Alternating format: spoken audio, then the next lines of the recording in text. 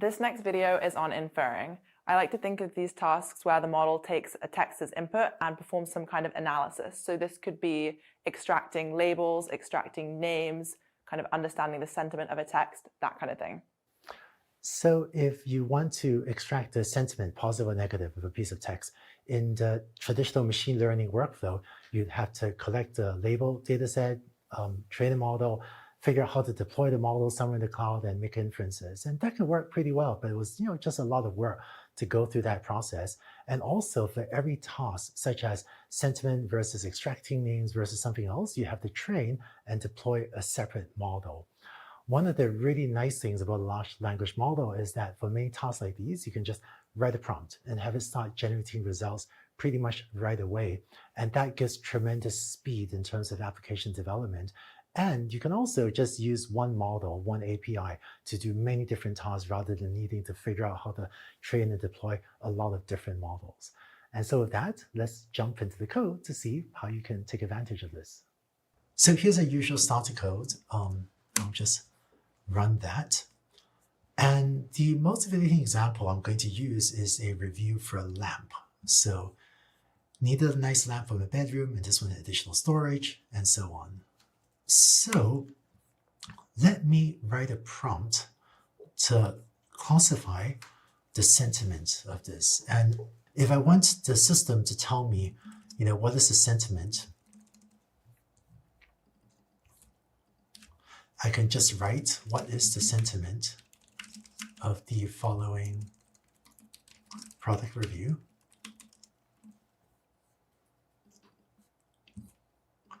With the usual delimiter and the review text and so on, and let's run that.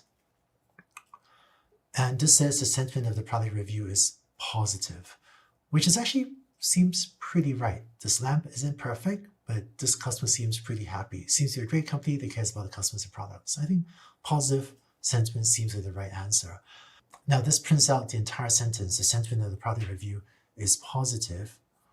If you wanted to give a more concise response to make it easier for post-processing, I can take this prompt and add another instruction to give you answers a single word, either positive or negative.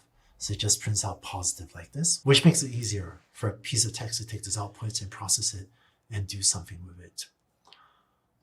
Let's look at another prompt. Again, still using the lamp review. Here, I have it identify a list of emotions that the writer of the following review is expressing, include no more than 5 items in this list.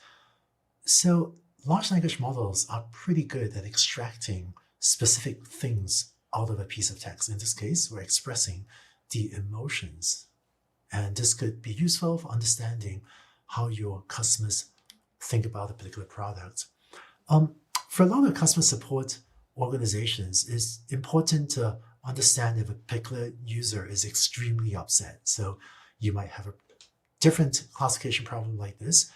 Is the writer of the following review expressing anger? Because if someone is really angry, it might merit paying extra attention to have a customer review, to have customer support or customer success reach out to figure out what's going on and make things right for the customer. In this case, the customer is not angry. And notice that with supervised learning, if I had wanted to build all of these classifiers, there's no way, I would have been able to do this with supervised learning in just a few minutes that you saw me do so in this video. I'd encourage you to pause this video and try changing some of these prompts. Maybe ask if the customer is expressing delight, or ask if there are any missing parts, and see if you can get a prompt to make different inferences about this lamp review. Let me show some more things that you can do with this system, specifically extracting richer information from a customer review.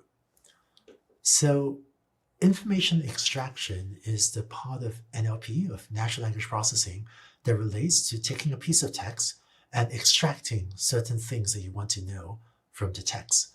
So in this prompt, I'm asking it, identify the following items, the item purchase, and the name of the company that made the item. Again, if you are trying to summarize many reviews from an online shopping e-commerce website, it might be useful for your large collection of reviews to figure out what were the items, who made the item, figure out positive and negative sentiment, to track trends about positive or negative sentiment for specific items or for specific manufacturers.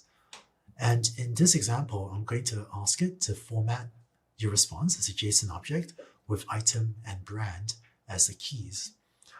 And so if I do that, it says the item is a lamp, the brand is Luminar, and you can easily load this into Python dictionary to then do additional processing on this output. In the examples we've gone through, you saw how to write a prompt to recognize the sentiment, figure out if someone is angry, and then also extract the item and the brand. One way to extract all of this information would be to use 3 or 4 prompts and call get completion, 3 times or 4 times, extract these different fields one at a time. But it turns out you can actually write a single prompt to extract all of this information at the same time. So I'm going to say identify the following items, extract sentiment, is reviewer expressing anger, item purchase, company that made it. And then here, I'm also going to tell it to format the anger value as a Boolean value. And let me run that. And this outputs a JSON where sentiment is positive, anger, and then no quotes around false because I asked it to just output it as a Boolean value. It extracted the item as lamp with additional storage instead of lamp. Seems okay. But this way, you can extract multiple fields out of a piece of text with just a single prompt. And as usual, please feel free to pause the video and play with different variations on this yourself. Or maybe even try typing in a totally different review to see if it can still extract these things accurately. Now, one of the cool applications I've seen of large language models is inferring topics. Given a long piece of text, what is this piece of text about? What are the topics? Here's a fictitious newspaper article about how government workers feel about the agency they work for. So the recent survey conducted by government, and so on, results revealed that NASA was a popular department with high satisfaction rating. I am a fan of NASA, love the work they do, but this is a fictitious article. And so given an article like this, we can ask it with this prompt, determine 5 topics that are being discussed in the following text. Let's make each item 1 or 2 words long, format your response in a comma-separated list. And so if we run that, we get out this article is about a government survey, it's about job satisfaction, it's about NASA, and so on. So overall, I think pretty nice extraction of a list of topics. And of course, you can also, split it so you get a Python list with the 5 topics that this article was about. And if you have a collection of articles and extract topics, you can then also use a large language model to help you index into different topics. So let me use a slightly different topic list. Let's say that we're a news website or something, and these are the topics we track: NASA, local government, engineering, employee satisfaction, federal government. And let's say you want to figure out, given a news article, which of these topics are covered in that news article. So here's a prompt that I can use. I'm going to say, determine whether each item in the following list of topics is a topic in the text below. Give your answer as a list of 0 or 1 for each topic.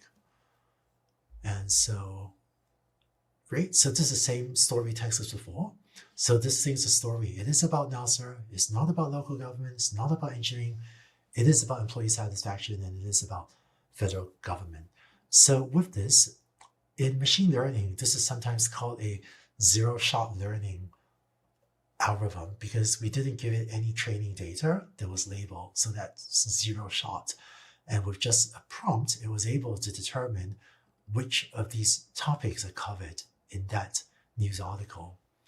And so if you want to generate a news alert, say, so that process news, and I really like a lot of the work that NASA does. So if you want to build a system that can take this, put this information into a dictionary, and whenever NASA news pops up, print alert, new NASA story, they can use this to very quickly take any article, figure out what topics it is about, and if the topic includes NASA, have it print out alert, new NASA story. Oh, just one thing. I use this topic dictionary down here. This prompt that I use up here isn't very robust. If I wanted a production system, I would probably have it output the answer as in JSON format rather than as a list, because the output of the large language model can be a little bit inconsistent. So this is actually a pretty brittle piece of code. But if you want, when you're done watching this video, feel free to see if you can figure out how to modify this prompt to have it output JSON instead of a list like this, and then have a more robust way to tell if a particular article is a story about NASA. So that's it for inferring. And in just a few minutes, you can build multiple systems for making inferences about text that previously this would have taken days or even weeks for a skilled machine learning developer. And so I find this very exciting that both for skilled machine learning developers, as well as for people that are newer to machine learning, you can now use prompting to very quickly build and start making inferences on pretty complicated natural language processing tasks like these. In the next video, we'll continue to talk about exciting things you could do with large language models, and we'll go on to transforming. How can you take one piece of text and transform it into a different piece of text, such as translate it to a different language? Let's go on to the next video.